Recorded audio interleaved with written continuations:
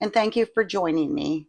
In today's video, I'm going to pour one of the molds that was featured in the short Wildlife Molds for Christmas, and that's the deer mold. Now, I didn't receive a bunch of information. I mean, there was nothing on the packaging as far as measurements or so forth. So I did measure, and from top to the highest point to the bottom, it's like 11 inches. And from this point to this point, that's like 9 inches, and it's like a quarter of an inch deep. So it is a shallow mold, and I have no idea how much resin to mix. So what I did was I actually mixed up 100 milliliters of A, 100 milliliters of B. So like 3.4 ounces of each, which is like 6.8 ounces. The first thing I want to do though is I did put in. This is some mica that I received for Christmas, and there's really nothing to tell you what color it is. So it looked the most brown to me. So that's what I'm going to use. But the first thing I want to do is I do want to decant some for a couple of different reasons. One, I think this cup will be a little bit easier to handle because there's some real small nooks and crannies in here. And two, the deeper the resin, the faster it cures. So let me go ahead and get some decanted. I'll do that here and grab my stick. And I have no idea how much this is going to take. So I have decided that I'm going to track how much I use for this, as well as the size. And I'm going to start a spreadsheet so that I know, or I can get at least closer to how much resin I mix. So I guess I am going to start. Let me give it a little spray. It looks like we've got some surface bubbles there. I think I want to start like in the big areas, and then I will use the dotting tool to help spread it in the smaller areas if it doesn't spread on its own. And this deer is actually, it's hard to tell looking at it this way, but there is a deer and some trees inside of this deer. So let's see what this is going to turn out like. So I am going to start by getting this hair out. And then I'm going to start by pouring in the bigger sections of the mold and hoping two things. One, I go slow, and two, that it goes into all those nooks and crannies kind of naturally. This is definitely a light brown, almost a yellowish brown. Let me see if I can get some in there. Ooh, I definitely don't want to over pour. I don't want to have to try to get a bunch of little pieces off. Oh no, kind of like that. I don't want to get it all over the mold. Let me see if I can use this. Get that off of there. It does appear to be spreading pretty good in those nooks and crannies, and I don't know if I mixed enough, too much. It's hard to tell. It's a very thin mold, but I think if it turns out like it should, it'll be beautiful. And another big concern of mine, of course, because there are so many nooks and crannies, would be bubbles. Because there's not going to be an easy way to pick this up and give it a thump.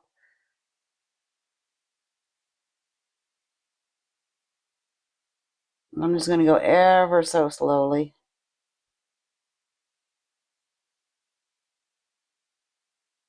And try not to make too big of a mess. I seem to be a very messy person when it comes to this stuff. Let me see if I can pour some down here. This mold has really intimidated me, but maybe it's not as bad as I think.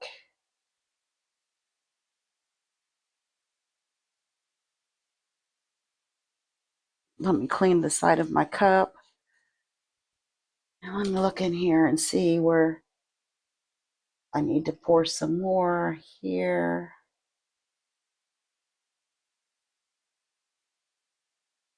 Some more here. Whoa, not too much.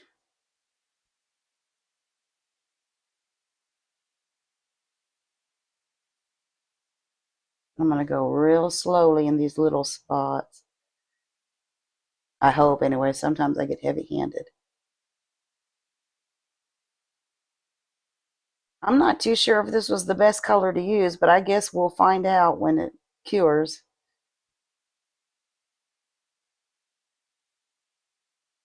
I definitely have some room down here.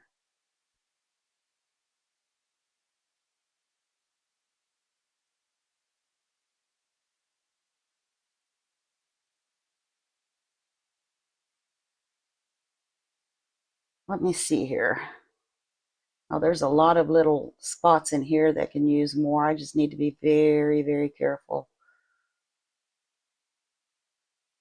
And I just got some over. So I'm going to be doing some wiping and hope I don't stick my cloth, my wipe into the resin as I'm trying to wipe up some of my mess. And honestly, I mean, I still have room, but I may have actually mixed too much. I see a little spot in there. It's starting to fill in. Let me see if I see any other little spots. All right, let me go ahead and pour some more resin in my cup.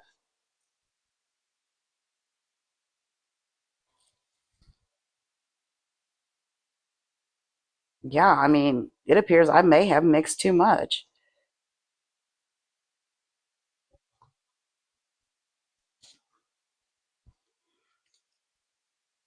but we'll see. We still have some room before, I mean, in order for it to dome. Let me set that down. I want to have a little more control because it is getting full in some spots. I mean, not overflowing, but full.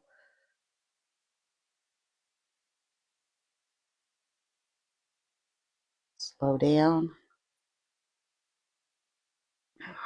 Slow.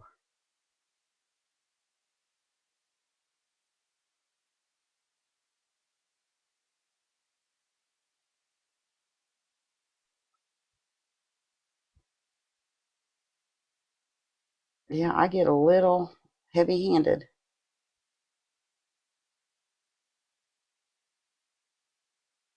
And I think, yeah, the way this mold is cut out or made, it looks like it does a pretty good job of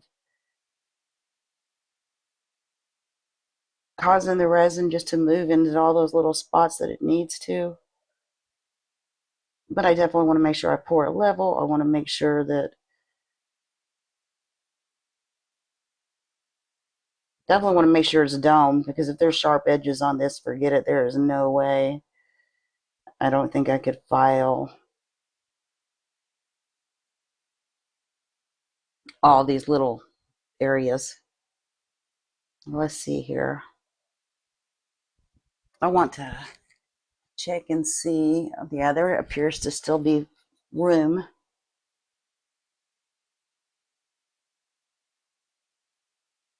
Yeah, I don't know, but I think I may have mixed up too much. I honestly thought that I would end up having to mix more. So let's see.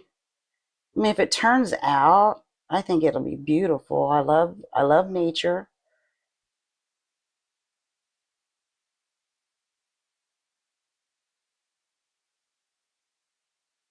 I don't know how hard this is going to be to unmold, but I would assume that I'll have to definitely unmold it carefully so as not to bend or break or whatever, anything, because it is a thin mold. I just really don't want to go over. I don't want to go over, and I want all the nooks and crannies filled.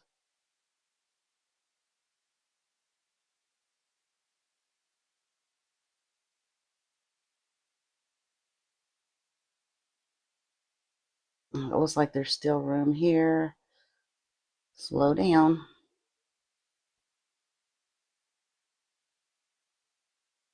Not sure what that is right there. Oh, that's just where I spilled it. Let me grab my little tool here and see if I can get that little spill off of there.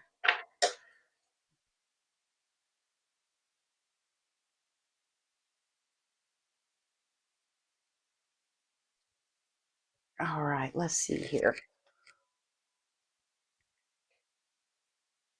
Up here, it appears to be pretty domed. Down here, not so much.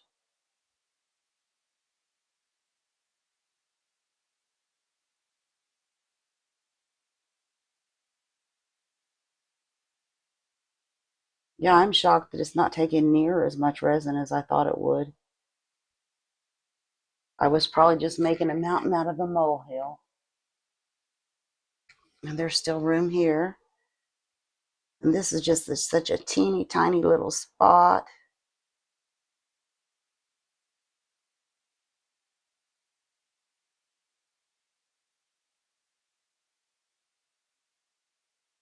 I'm not too sure how I felt about that color of resin, but I guess once it cures, we'll see. Now I am starting to see the deer come out in here. I don't know if you can see that in the trees. So that's kind of cool. Let me take a peek. Yeah, it's really hard to tell. I definitely don't want to overflow, but I don't want to underpour either. It looks it looks pretty domed.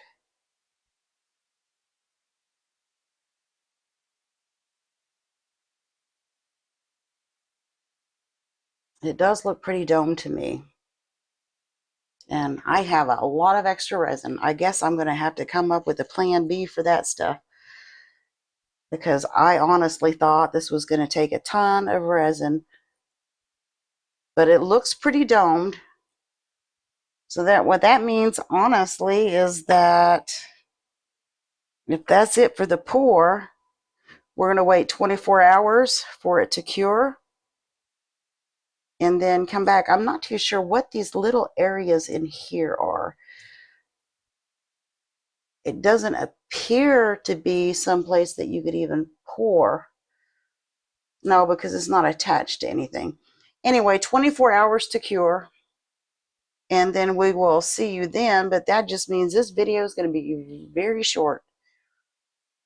Aren't you glad? Anyhow, I will see you in 24 hours. It's time for the unmolding. And what I did with the extra resin was I just poured like this trinket box. And I mean, I've never poured the box itself. I did pour in here in the video transforming resin molds. So we'll see how that turns out. And as far as the lid's concerned, I kind of ran out of resin. And I don't know if you can see in here, it's very obvious these little corners do not have resin. I'm also not sure if I poured the correct side of this. So now would be a good time to find out. So let's go ahead and unmold the trinket box.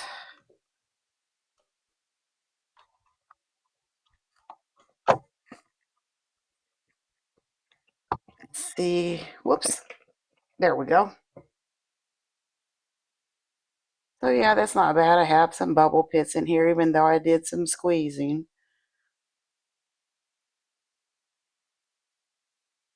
So that's that. Let me just unmold the lid real fast. And again, I may have poured the wrong side, and I know that this is going to be full of pits and stuff.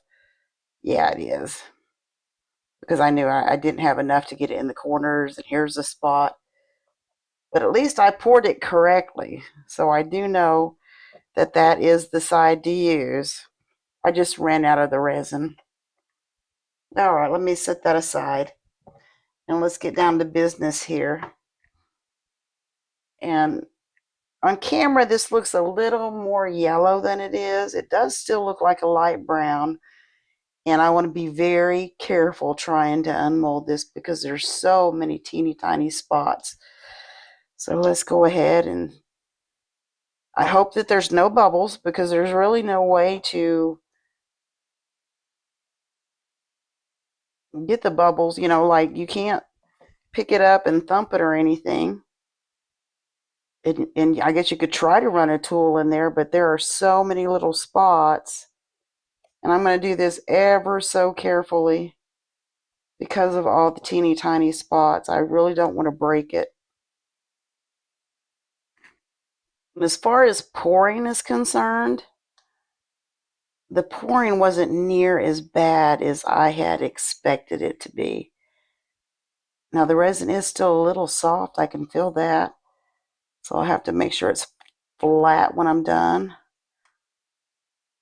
I'm trying to go ever so carefully. So far, so good. But now I'm getting ready to get down the little teeny tiny spots.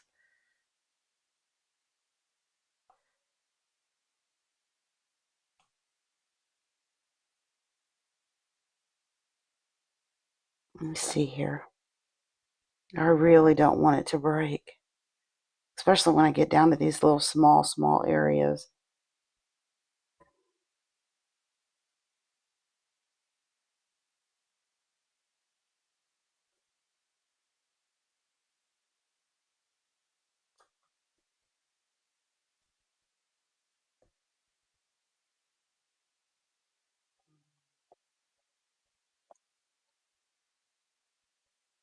All right. We're almost there.